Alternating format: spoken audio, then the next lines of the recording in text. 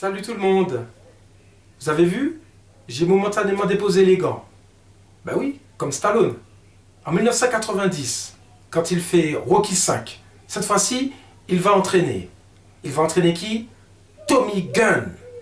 C'est parti pour Rocky V.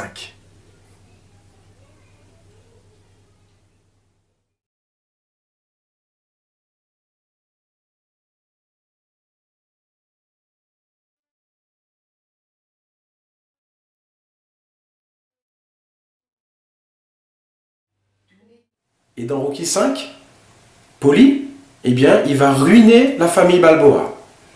Donc la famille Balboa sera obligée de retourner, on va dire au point de départ, comme dans le premier film. Eh bien, ils se retrouvent à la rue.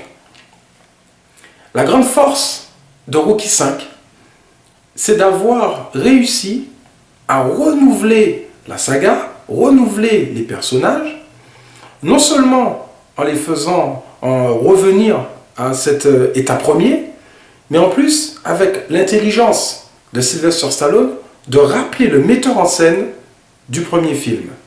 En effet, John J. Avildsen va reprendre du service pour proposer un Rocky bien plus psychologique, un Rocky qui revient sur, qui se recentre sur les personnages, ce que Stallone avait oublié de faire dans son effroyable Rocky IV. Alors certes, le succès phénoménal de Rocky IV fait que Stallone s'est engouffré dans un cinéma qui finalement l'a beaucoup desservi. En effet, entre Rocky IV et Rocky V, il faut se rendre compte que la filmographie de Sylvester Stallone n'est jalonnée que d'échecs commerciaux. Que ce soit Tango et Cash, Haute Sécurité, que ce soit Rambo 3, Over the Top ou Cobra, entre films nanardesques et bides monstrueux, Stallone, qui reprend Rocky, est véritablement sous la pente descendante.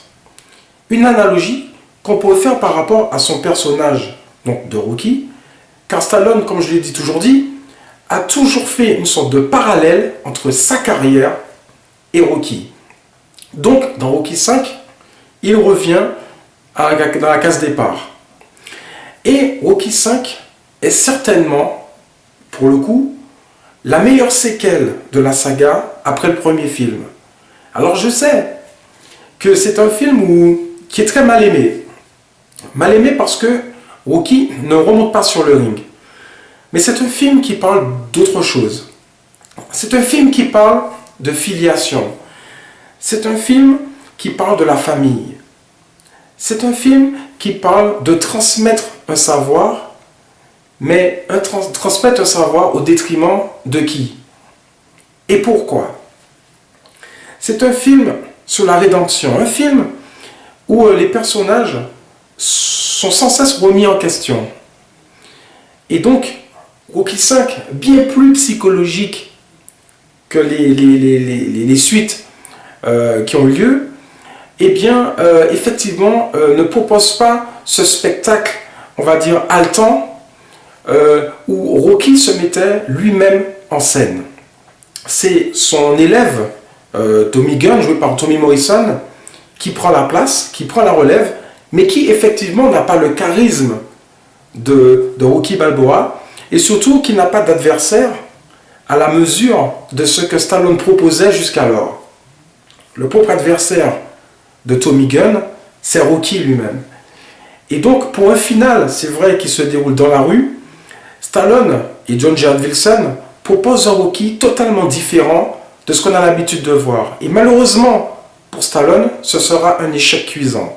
C'est le seul Rocky qui n'a pas marché, à juste titre, diront certains, mais là où Stallone est remonté dans l'estime, c'est que Rocky V est certainement le meilleur film qu'il ait fait depuis très longtemps dans sa filmographie. Peut-être depuis FIST, qui avait été fait juste après le premier Rocky. Et donc, en 1990, Stallone semble dire au revoir au personnage. Il suffit de revoir le générique pour s'en rendre compte. Et si les personnages qui tournent autour de Rocky sont tout aussi passionnants, sauf Paulie, mais celui-là malheureusement n'a jamais été véritablement développé dans la saga, Stallone continuera d'explorer les autres personnages gravitant autour de Rocky en 2006 avec Rocky Balboa, car pour Stallone, Rocky, c'est jamais fini.